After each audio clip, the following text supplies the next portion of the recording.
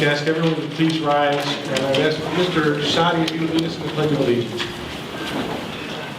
Pledge allegiance to the flag of the United States of America and to the republic for which it stands, one nation, under God, indivisible, with liberty and justice for all. Thank you. Will the clerk please call the roll? Councilman Arconti. Present. Councilman Curran. Here. Councilman DeMucci. Here. Councilman Riley. Here. Councilman Seabarrett. Here. Councilman Stanley. Councilman Taylor. Here. Councilman Hagership. Sorry. Councilman Hollis. Councilman Cabo. Present. Councilman Sadi. Present. Councilman Visconti. Present. Councilman Trombetta. Councilman Knapp. Here. Councilman Nero. Here. Councilman Perkins. Councilman Shanese. Here. Did I say it right? Councilman Botello. Here. Councilman Teicholz. Here. And Councilwoman, I'm sorry, it's okay. And Councilman Tumino.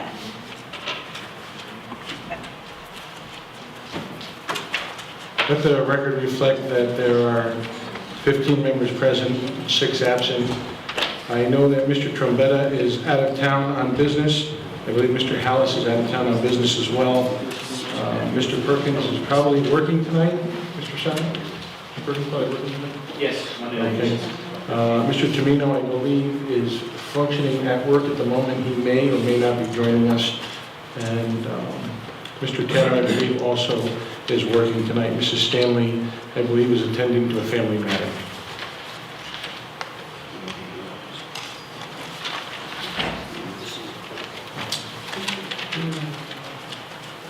There's a meeting notice, official meeting for the Common Council for public hearing on item number 1, which is change of fees, fire marshal, Code of Ordinance, Section 8-33 and Section 8-34. Item number 2, pension contributions, Code of Ordinance, Section 14-8. Item number 3 is sale of surplus property, 6 Boughton Street, 116 and 120 Main Street. Item number 4 is airport lease, WesConn Aviation LLC. And item number 5 are road improvements, Long Ridge Road. Meeting will be held at 7 p.m. Monday, November 8th, 2010, 3rd floor, Common Council Chambers at 155 Deer Hill Avenue. And just a notice to the members of the council that we will be holding a committee of the whole immediately following the public hearing to take up action on items number 1, 2, 4, and 5.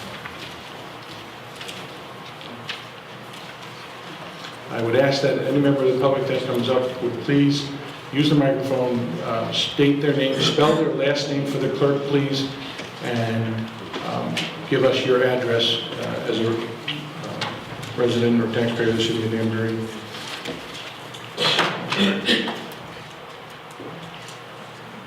On item number 1, is there any member of the public that wishes to address the council?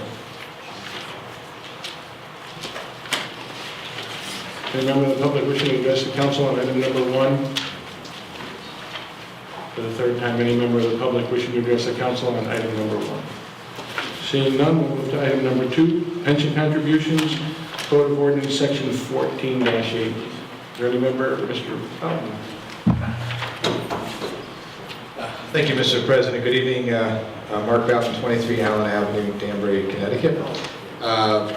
Mr. President, I just wanted to mention the reason and the rationale behind the change in the pension ordinance as you see in front of you. As we strive to bring compensation for our city employees in alignment with the private sector, this represents a significant change in the way in which we handle pension contributions. This change applies only to the non-union employees who are hired after date certain And it does begin to require a payment into the pension system for the first time. And just so you're aware that all City of Danbury employees, fire and police as well, not with the exception of fire and police, clerical staff and non-union employees do not pay into the pension system. So for the first time, we're requiring a significant payment, payroll deduction, if you will, into the pension fund to help offset the cost of the pension going forward.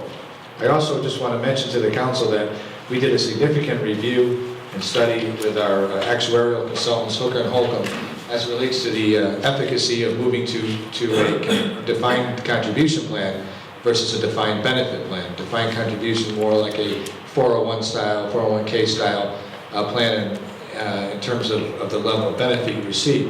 What we did find is there was some significant cost to that kind of program, that it wasn't the panacea that we were hoping it would have been in terms of offering that as an option, and felt that if we stuck with the current pension system but just required a greater contribution, a contribution for the first time for our non-union employees, that would be a better route to go, both in the long term as well as the short term in terms of cost savings. So I wanted to mention that to you. In addition, this pension change dovetails into the change in medical plans.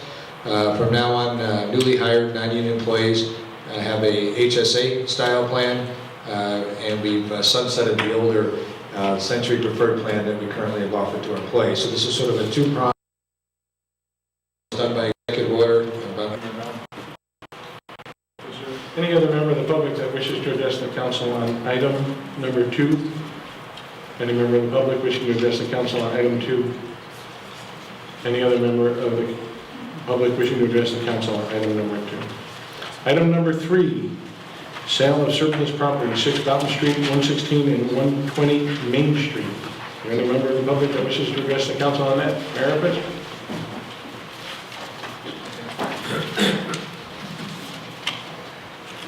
Thank you, Mr. President, Honorable Mayor, Mr. President, Honorable members of the City Council. My name is Gene Iroquez, I'm the Vice President with Union Savings Bank. I'd like to introduce to you the members of our team who are here this evening, our Executive Vice President and Chief Operating Officer of Union Savings Bank, Mr. Jay Lent, Mr. Ted Backer, who is our attorney from the law firm of Kramer and Anderson, Mr. Jim Maloney, who is the President and Chief Executive Officer of the Connecticut Institute for Communities, Mr. Anthony Rizzo Sr. of the Rizzo Companies, Mr. Ron Carroll, the principal with the architectural firm of Perkins and Will. At this point, I'd like, Mr. President, with your permission, to be able to ask Mr. Lent to make a few comments to the council. Thank you, Mr. Lent.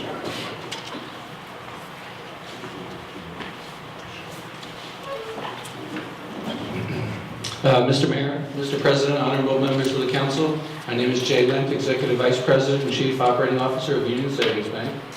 I just make a few introductory remarks with regard to this proposal that we're looking at this evening. About 2 years ago, I sent a very innocuous letter to the mayor's office requesting an extension of the lease we have at 158 Main Street, which is city-owned property where the Library Technology Center is, because we wanted to perform extensive renovations to the branch, which is very, very old and tired. Who would have ever thought that that letter would, over a period of about 18 months, turn into a $20 million downtown redevelopment project? So I think I stand here as stunned as many of you probably are. But as a result of that letter that eventually got its way into the paper, a lot of very smart people who care a great deal about this city took a hold of that idea and saw the closing of the police station and the 2 properties across from it on Boughton Street, and started to have conversations. And from those conversations came this development idea. So what started out as an innocuous letter to improve one of our branches turned into a very, very interesting development project here in downtown. The first proposal that we were able to communicate was via a subcommittee of this group, and that was in July of this year, where we presented a 3-phase proposal that consisted of the bank building on the south side of Boughton and Main, and then the second phase would have been the Affordable Health Care Center with Mr. Maloney on the corner of Boughton and Main on the north side, and then senior housing as the 3rd phase. What I think you're going to hear tonight is a sort of what we would call a revised proposal based on a lot of feedback we got both from the subcommittee of the council and the public as we moved forward here. So I'd like to now turn this over to Gene to give you an idea, but before I do that, I just want to make one other comment, and that is that when you look at all the parties that win in this, you really have to take that into account. One, of course, the bank wins. We get a gleaming new branch in downtown Danbury, which is also a couple blocks south of our main office, further than the south main office is now. So the bank certainly wins. The library wins, including an already built drive-up where people can drop their books in. So that's pretty exciting. The city certainly wins. The city gets, library gets space back, much needed space back in that building on 150. Investment, so that the taxes they collect will be significantly greater. Go on with the sewer assessment, you go on and on. The city certainly benefits greatly. But also the community benefits. You're looking at a health center that's much needed in this city, the only city in the state that doesn't have one of these. And so that's very exciting. Also, the senior housing component, I think you're going to hear tonight that we were able to expand the size and scope of that. So we're very excited about this. Thank you for letting us speak to you this evening. I'm going to turn it back over to Gene and Jim Maloney to give you more details. Thank you, sir. Thank you, Mr. Mayor.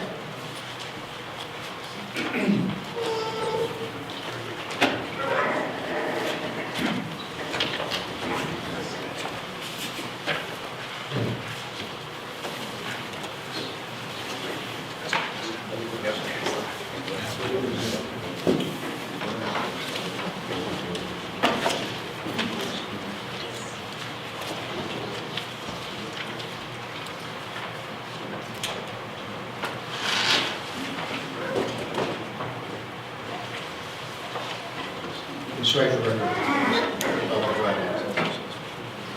Mr. Mayor, strike the record. If I may just move us through this proposal as it's presented to you. This has been a collaboration between Union Savings Bank, obviously the Connecticut Institute for Communities, the Rizzo companies, concerning St. Peter Church. We have been working in concert with the architectural firm of Perkins & Will and landscape architects of the Boughton and Associates here of Danbury. The first page beyond the cover reflects the existing site, which are outlined in yellow. There are 3 parcels of 6 Boughton Street, 116 Main Street, and 120 Main Street, formerly the police headquarters. 116 Main Street serving as the former Community Service Division of the Danbury Police Department, and 6 Boughton Street serving as the Evidence Unit facility. The following page just gives you a context, an aerial context of the entire area that's affected as a result of this significant reinvestment, both private and public reinvestment into these 3 parcels. The following page, again for context, reflects some of the adjacent properties, including St. Peter Rectory, which would be situated next to the proposed new signature branch of Union Savings Bank at the corner of Main and Boughton Streets.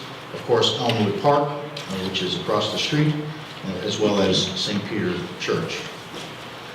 The next context page also speaks to properties to the north of the subject properties, which include the housing of Palace View, senior housing, and the medical offices that abut and front Main Street as part of that project. And then, of course, there's various properties across the street, including Palace Theater and adjacent mercantile that exists in this particular area. The next existing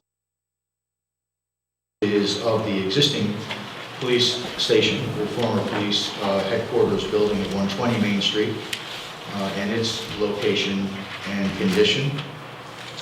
And the following page is one that I would like to just spend a couple of moments referencing. The building program, as we have presented it, reflects Phase 1 and Phase 2. Phase 1 simply being the 2 properties of 116 Main Street and 6 Boughton Street, combined to house the new signature branch of Union Savings Bank, which you can see depicted on these renderings that are before you this evening, as well as within your packet of information. Phase 2 of this project is the development of the new federally qualified health center with the administrative offices of the Connecticut Institute for Communities, as well as the senior housing, which we propose to develop, or have as part of this project to be proposed and developed on what we refer to as Parcel A, or the former police headquarters, and as Phase 2. As we had met before the ad hoc committee of the City Council, we had made some revisions, and those I would like to note to you at this point. These are approximate square footages at this point, and will be refined, obviously, as the site plan is finalized, pending, of course, your consent and approval, along with all the other conditions that the city would require us to meet in accordance with planning and zoning and parking regulations. But the health center and the housing will be developed simultaneously as part of Phase 2. I'll refer back to Phase 1 being Union Savings Bank in that branch, which will be ready to commence construction in the beginning of the construction season of 2011. So in the spring of 2011, again, dependent upon city approvals, we will be ready to begin the construction of that building, followed by the work that will commence then on the former headquarters property, or Parcel A as it's referred here, of the health center and the housing combined. The other element that's changed since the last time that we have met with the ad hoc committee was our relook at the parking regulations and requirements that the city currently has in place, as well as contemplation for those that may be recommended for amendment through the good work of what has been the Downtown Renaissance Task Force, and a report that I know we're all anxious and look forward to its forthcoming, and I know the mayor is anxious to present that in its details to the public. And John Klein, who is our President and Chief Executive Officer, has gladly been the chair of that particular organization. But the new senior housing opportunities present to us, and the likelihood of developing 46, slightly plus, slightly minus, number of units given the existing regulations in place today. And we have been working with the planning department to ensure that what we're presenting to you tonight indeed does fit within the regulations and those which are contemplated to be able to accomplish this kind of investment and reinvestment into our city center or downtown area. So as proposed before you tonight, we look at 46 units of senior housing, 28 which are approximately 28 which are intended to be one-bedroom units, 18 which are intended to be two-bedroom units, with the total number of units I will qualify to be determined by the exact mix based on need, and the allowance certainly by the city for meeting parking requirements. These senior housing units will also be available for qualified veterans, including disabled veterans. The total estimated project cost of private and public investment that we'll see infused within these three properties will exceed $20 million. And if you turn to the next page, you will see the benefits of the city of Danbury beyond that which Mr. Len has presented to you, where the Danbury Public Library will endure the benefit of having the space on the first floor of 158 Main Street available for future needs, but where the city will have 24/7 municipal parking then dedicated for its purposes, and dedicated parking obviously for the library during its hours of operation.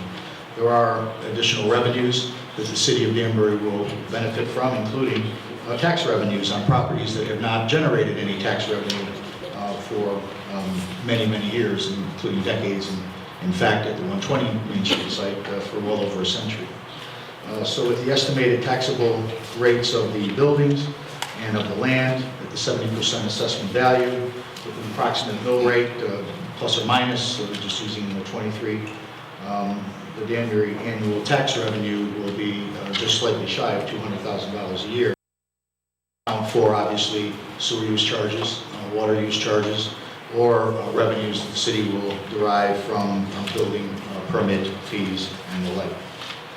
So this is a win-win situation for the city of Danbury, certainly for Union Savings Bank, and certainly for the people who will be served by both the federally qualified health center as well as by the additional units of needed senior housing within our city.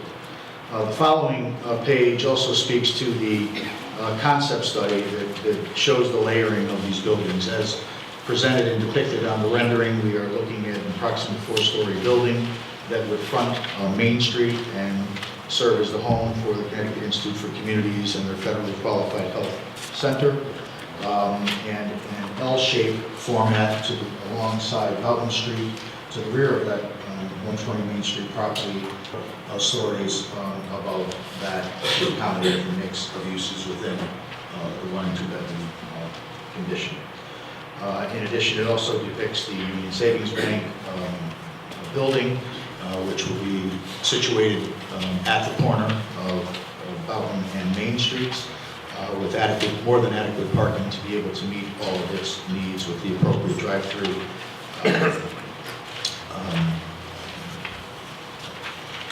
mechanisms for the convenience of our customers. Lastly is the availability and proposed parking. There is adequate parking on-site to be able to accommodate the housing as presented, as well as additional parking that is available, and that will be spoken to at greater length by Mr. Maloney and Mr. Rizzo in conjunction with St. Peter Church, as well as within the city's parking regulations as they currently exist, and hopefully within those that are being proposed. And then the last 3 pages just reflect the various sites, the different views of the site renderings. The first depicting Union Savings Bank and its Signature Branch Bank building, which is, these are all brick buildings. The second one is the site rendering of the health center with the administrative offices of the Connecticut Institute for Communities. And I'll note some of the architectural elements that are there, such as the turret, which reflect some of the architectural elements along that streetscape, including those of St. Peter Rectory and the like. The last is one that also gives us a view down Boughton Street, where you see some of the housing depicted as part of this project.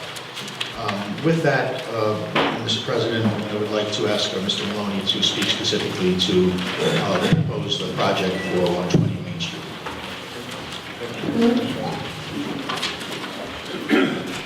President, thank you very much. Jim Maloney, Worcester Heights, Danbury, Connecticut. Mayor Boughton, members of the City Council, pleasure to be with you this evening to review this with you. Let me start by defining what a federally qualified health center is. Okay? It is basically a doctor's office providing primary care. Right? So it's not a hospital. It doesn't do surgery. There's no inpatient operations, anything of that nature. It is fundamentally a doctor's office doing primary care for all ages. So infants, toddlers, pediatric, adolescent, adult, geriatric. And through relations in the community, providing related primary care in terms of behavioral health and dental service programs. So it is a doctor's office. The difference between a federally qualified health center and any other doctor's office is that the federal government provides a grant to the Connecticut Institute for Communities to subsidize the care, and that includes free care for people of low income. So depending on your low income, below 200% there's a subsidy, below 150% of the federal poverty level there's a larger subsidy, down to below 50% of the federal poverty level there is a complete subsidy. So it provides free care as well as subsidized care for the community. That's the purpose of the Federally Qualified Health Center program, which is a program of long standing. This isn't new. It's new to Danbury. As Jay mentioned, Danbury is the last city in the state of Connecticut, actually, including many smaller cities, such as New London, Groton, Middletown, Meriden. It's the last city in the state of Connecticut to have a federally qualified health center. The Federally Qualified Health Center program has actually been in existence since 1974. So this is a well-known, established program. I will say that it's supported, frankly, by both sides of the political aisle. President Bush was a very strong advocate of federally qualified health centers. President Clinton was, and President Obama is. So this has wide support among people in this country because it's recognized that this is a way of providing care for the community, particularly the community that can afford it the least. What are the benefits to, those are the benefits to the people who would use the health center. What are the benefits to the community? There will be approximately 75 employees in this health center building. Roughly half of them will be healthcare providers. And if you take a look, you can go on the web, take a look at comparable salaries, that sort of thing. Doctors and APRNs, physician assistants, they easily average more than 6 figures plus. About half of the employees will be healthcare providers. So we're talking about 37, roughly, back and forth, 37 people with 6-figure incomes working in downtown Danbury, working at this facility in downtown Danbury. Plus the balance of the support staff, they aren't volunteers either. They're paid somewhere between $30,000 and $60,000 a year. Total annual payroll for that 75 people is north of $5 million a year. So what the health center doesn't bring, I want to be candid, what the health center doesn't bring is it doesn't bring tax revenue to that site, all right? The housing does and the bank does. But what the health center brings is a huge amount of payroll into downtown Danbury, which then is available for people working, living, buying goods, going out to lunch, going to merchants, taking advantage of all of the great amenities of downtown Danbury. Some people say, well, what we really should do here is just a lot of more retail. Well, retail's good, no question about it. But in order to make retail work, you have to have customers. What the health center brings is customers for the retail. So it's a huge financial boost to the city of Danbury by having that $5 million plus a year payroll in the downtown. I want to acknowledge with appreciation the help and support of Union Savings Bank. Union Savings Bank has agreed to finance the purchase of this land as part of the development process for the health center. We have an agreement in principle as to that. Obviously, all of the agreements are going to have to get worked up. I see Mr. Pinter is here with his ears wide open. All of those agreements have to get worked up and put in writing and all of that, but that would happen before there was a closing with the city of Danbury. But I am grateful to the Union Savings Bank stepping forward and committing to do that. Similarly, I have a wonderful collaborator in Mr. Rizzo. Mr. Rizzo's here, and I'll call on him in just a second. But Mr. Rizzo comes to this both as a supporter of the program in its entirety, but also as the trustee, one of the trustees of St. Peter's Church. And one of the elements of this is that we are entering into an agreement with St. Peter's to use their unused parking lot. That's one of the reasons we can build all the senior housing that we're now talking about, is because St. Peter's Church is willing to have us lease land in their unused parking lot during the week for the health center employees who aren't there on Sunday morning, right? Hopefully they're at their church or synagogue, right? But because of that, we're able to provide a substantial increase in the original proposal from the 21 original units now proposed for 25. And that's because 25 more for a total of 46. So that's with the help of Mr. Rizzo and St. Peter's Church and with the Union Savings Bank.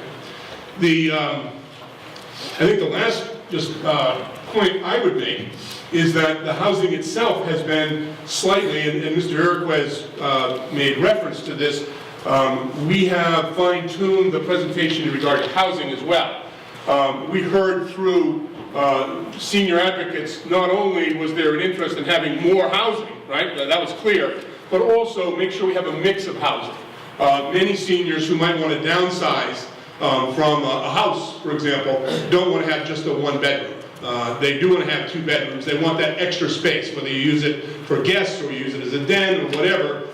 We think that there is a substantial call for units that are larger than a 1-bedroom. So we have proposed here a combination of 1-bedroom and 2-bedroom units as well.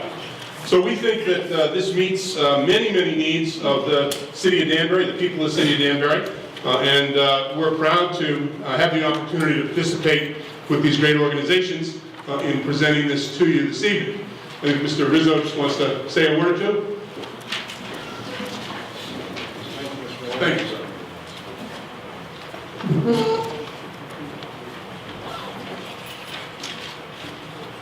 Good evening, everyone.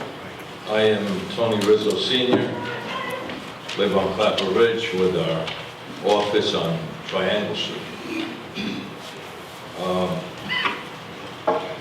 I want to make clear that I'm not here as a developer that wants to purchase a property and put some kind of a promise in front of all of you.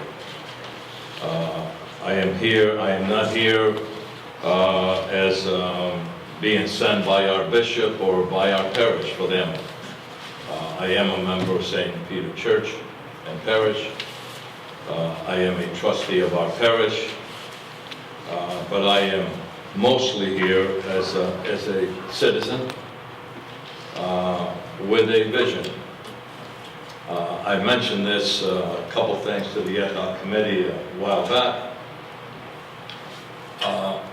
Many years ago, it was over 20-some years ago, that for personal reasons, I had a vision to bring a community health care facility in downtown Danbury. I tried to form a committee. We're going back 25, 30 years, I guess. We tried to form a committee. We spent about 5 years to see if we could accomplish that, and we didn't succeed. 10, 15 years went by, and something came with the Danbury Chevrolet location on 70 Main Street.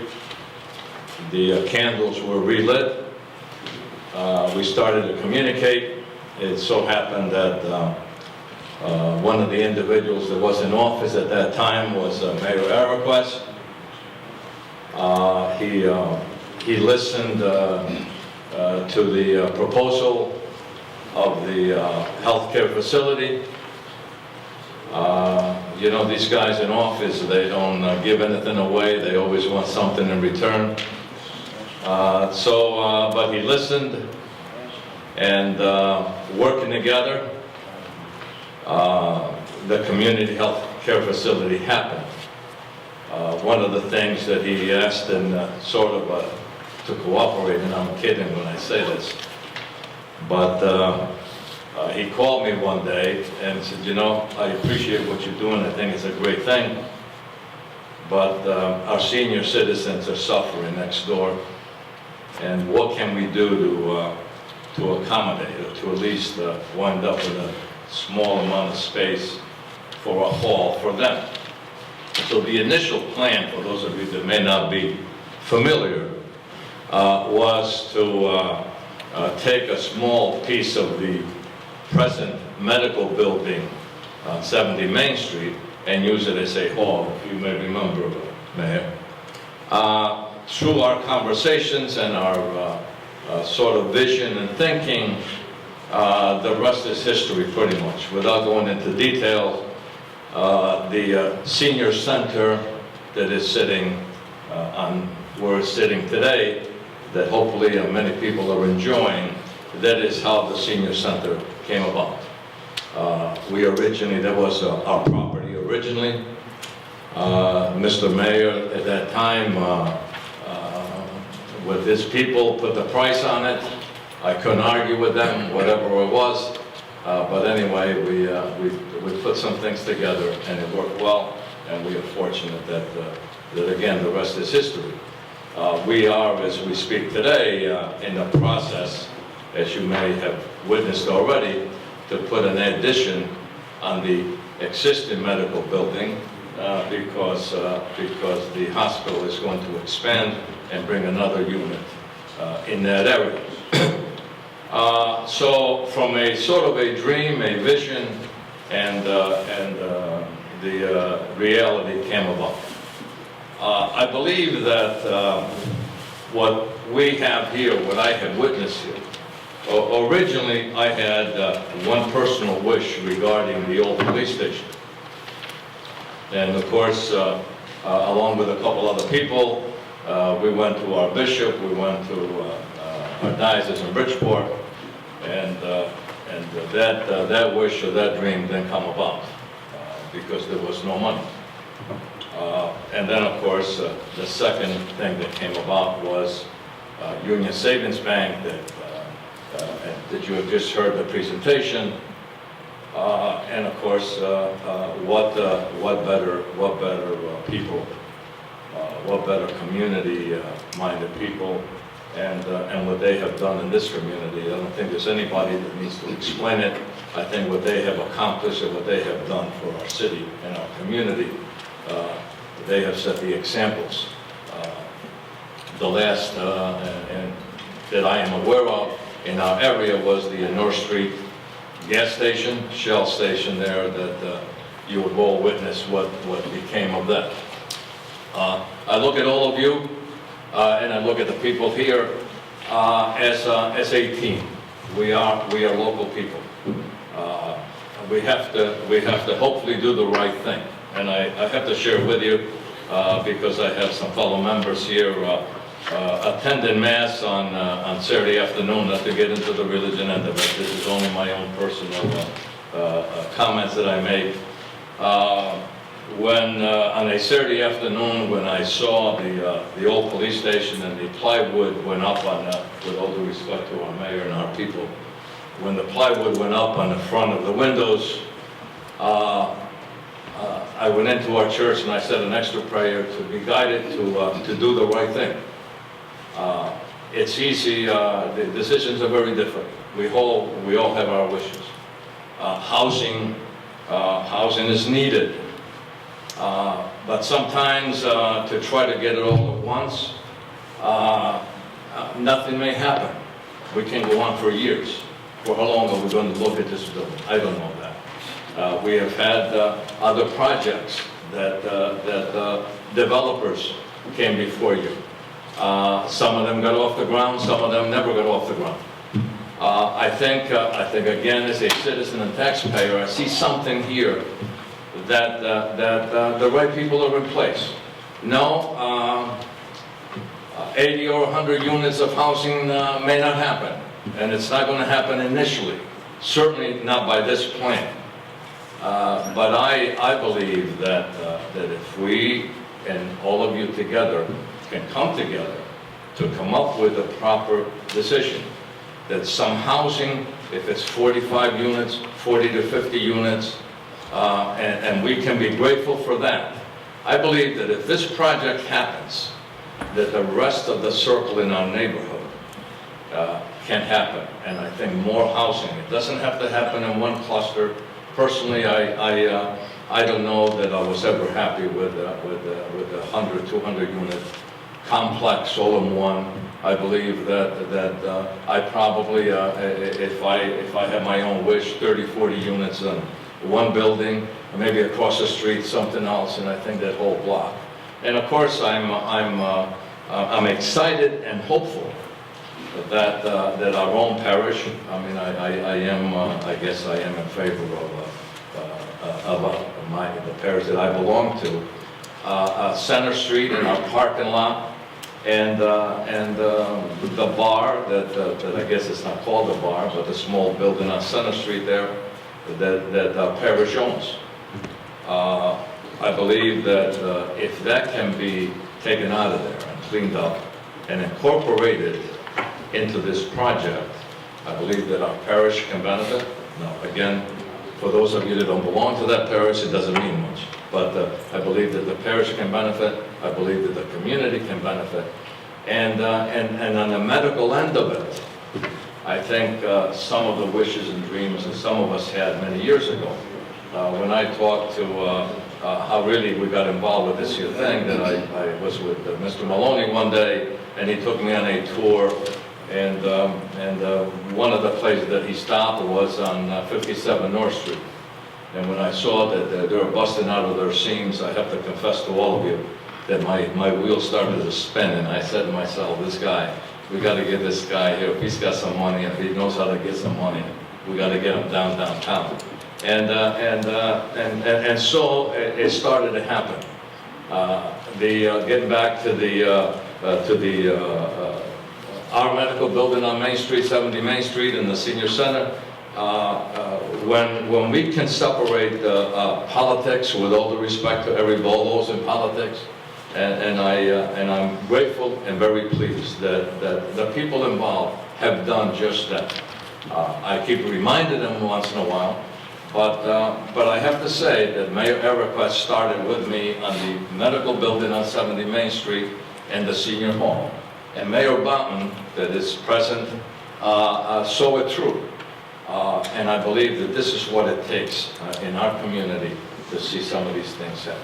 So I would certainly, I'm in favor of the project. I think it's a great project. I think we have somebody, the thing that I said to Jay Lent is that the one condition that I hope the city will not accept is a contingency that they are able to get a mortgage to buy the property. So, but anyway, I don't think they need that. I thank you for your time, and I would hope that you look at this thing with an open mind and a faith. Thank you. Thank you, Mr. Rizzo.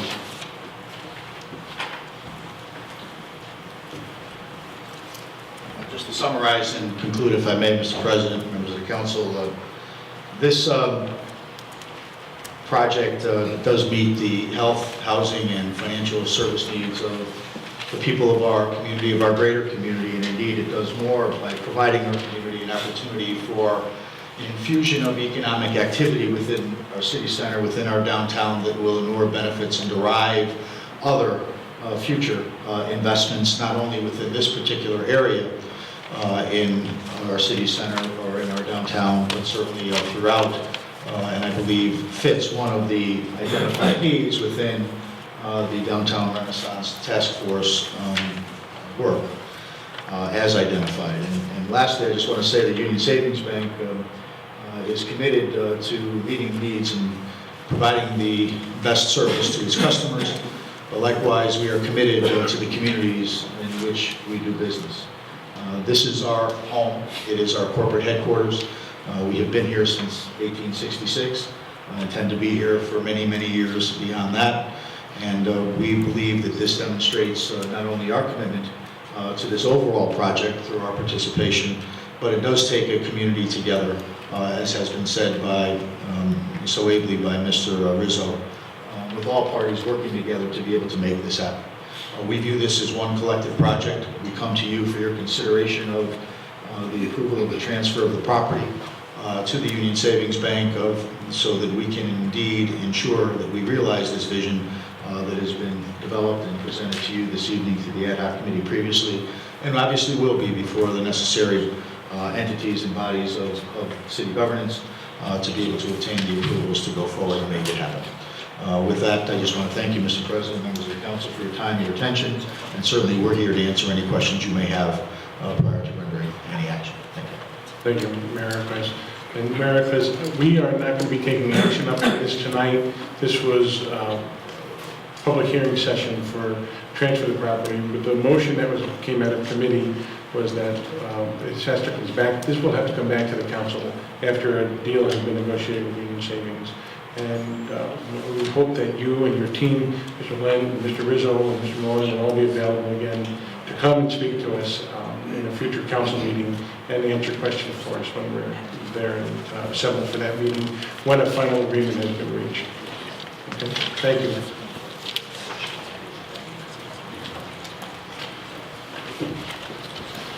Is there any other member of the public? Mrs. Waller?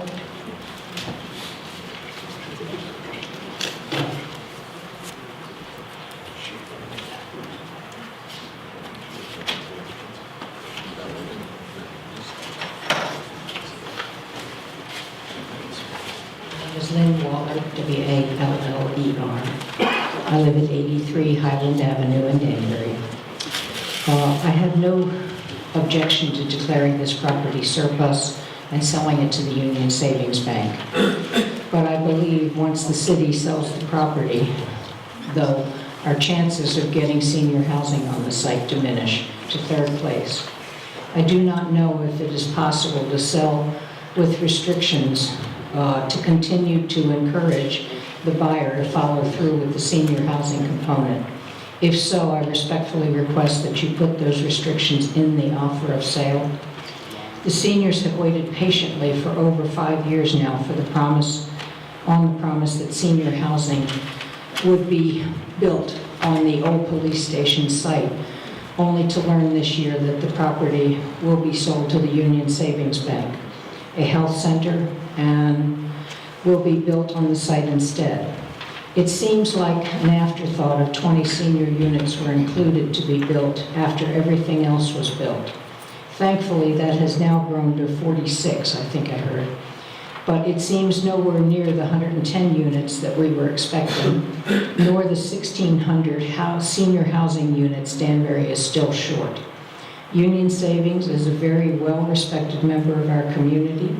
I can only pray that now that they will recognize the need and follow through with the promises being made to the seniors. I thank you.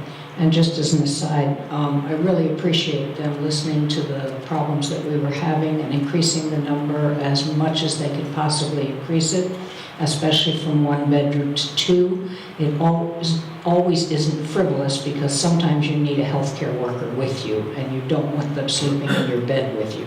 So that you really do occasionally need 2 units. So that's very appreciated. And I know I've just recently moved some of my accounts over to Union Savings. That's how much I respect them. I like the new building they put up on North Street. It looks absolutely spectacular. And if this one is going to follow suit, I think we have nothing but pleasure involved. I am pleased that Mr. Eriquez, Mr. Maloney, Mr. Boughton, and I don't know Mr. Lent, but I appreciate you too. I would like to see it go forward, but I definitely, knowing the needs of the seniors out there, would like to see as many senior housing as you can get on that site. And if not, maybe we could all work together to find something else down in the general area. Thank you. Thank you, Mrs. Vaughn. Is there any other member of the public that wishes to address the council on item number 3? Sir?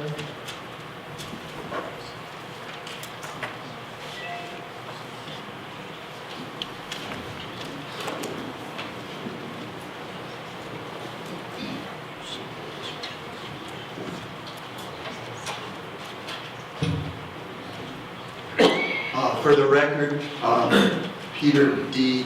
Green, 84 West Wooster Street, Danbury, Connecticut, home of the Hubble Space Telescope and the champion Danbury Westerners. Mr. President and members of the council, thank you for having this hearing tonight. I realize the weather out there, and thank you everyone for showing up. The weather hasn't been good today for us in Connecticut, but we will survive.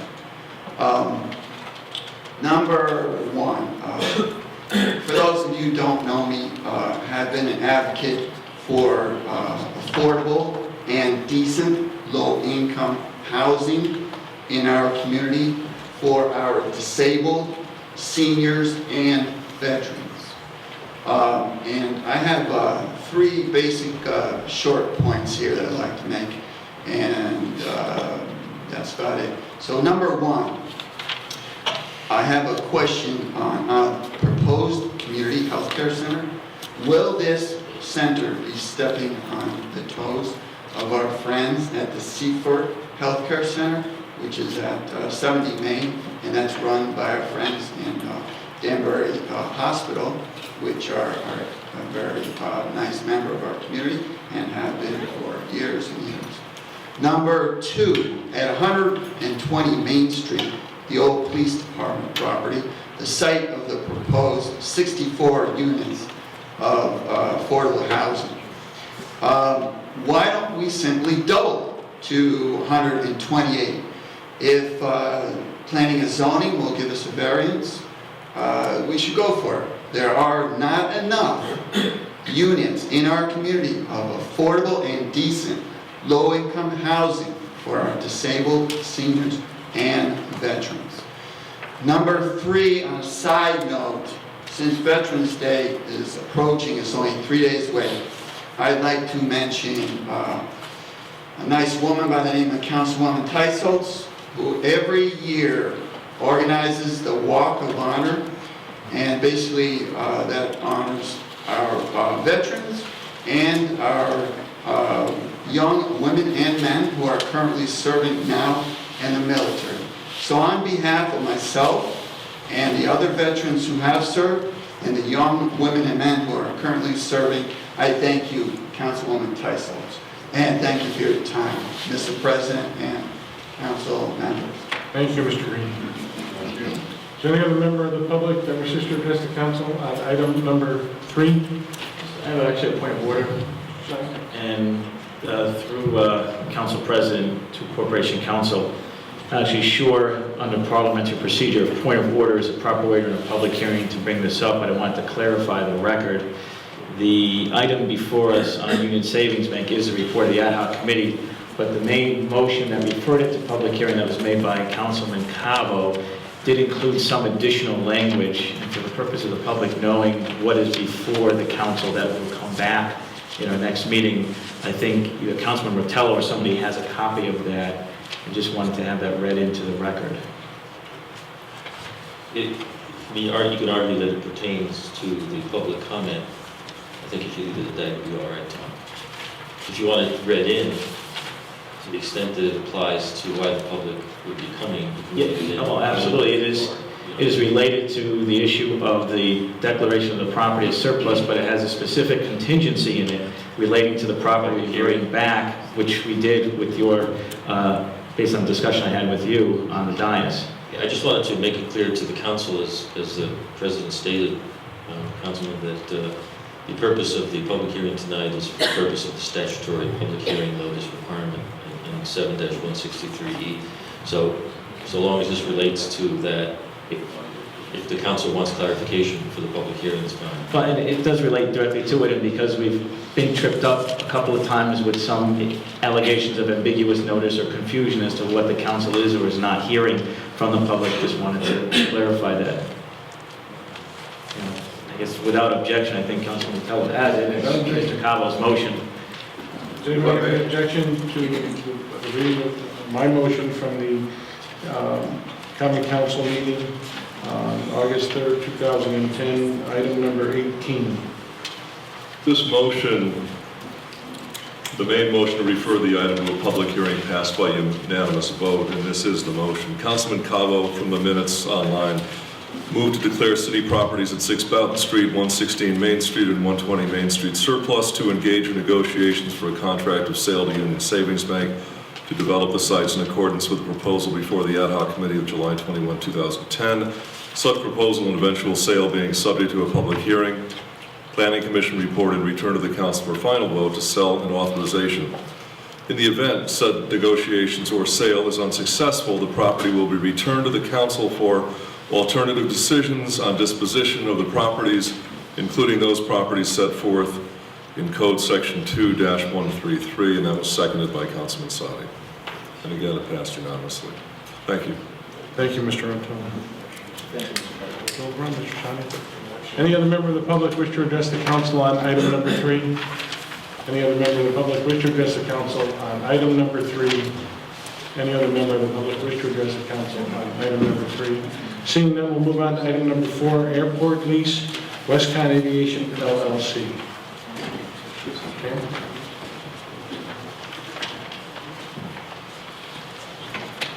Good evening, Mr. President and members of the council. My name is Robin Kahn. I'm an attorney at 158 Deer Hill Avenue in Danbury, and I'm here representing the petitioner, WesConn Aviation. This lease that's before you is intended to replace an existing lease with Sadler Aircraft, which is on Hollingford Road. My client will be purchasing most of the property, and we've been negotiating with the city on a revised lease. We've started meeting with the Aviation Commission, we've met with the ad hoc committee, and working with Les Pinter and Paul Estefan and Mr. St. Hilaire, have arrived at the terms that are in the draft of the lease. We've also had input from the FAA and modified the lease accordingly. I don't know how much detail you want from me now, or if you'll be hearing later from Mr. Pinter. I'm happy to give you a broad overview. But generally, I'm here to request that the council act favorably on the application or on the petition. Okay, Mrs. Khan, thank you very much. Would it be appropriate to speak to the If you terms? wanted to give us a brief overview, then you're surely welcome to do that. The lease would have a 25-year term with a 5-year renewal period. The first 7 years of the lease would be fixed at $6,000 per acre. This is based on a new appraisal that was obtained for the city earlier in the summer. And then there would, at the end of that 7-year period, the lease would be increased, or the rent would be increased annually by the CPI adjustment. We've added provisions that the FAA has asked for in terms of access to the airport. And for the most part, the lease echoes the existing lease, other than the increase in the rent. So that's the general overview for you. Great, thank you very much. Is there any other member of the public wishing to address the council on item number 4? Any other member of the public wishing to address the council on item number 4? Any other member of the public wishing to address the council on item number 4? Seeing none, we'll move to item number 5, road improvements, Long Ridge Road. Are there any members of the public that wish to address the council on item number 5?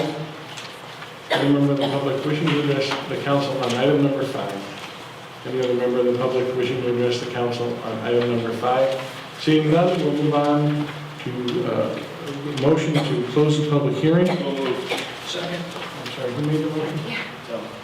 Mr. Rotello, and was seconded by Mr. Nattershall. All those in favor of closing the public hearing signify by saying aye. Aye. Okay.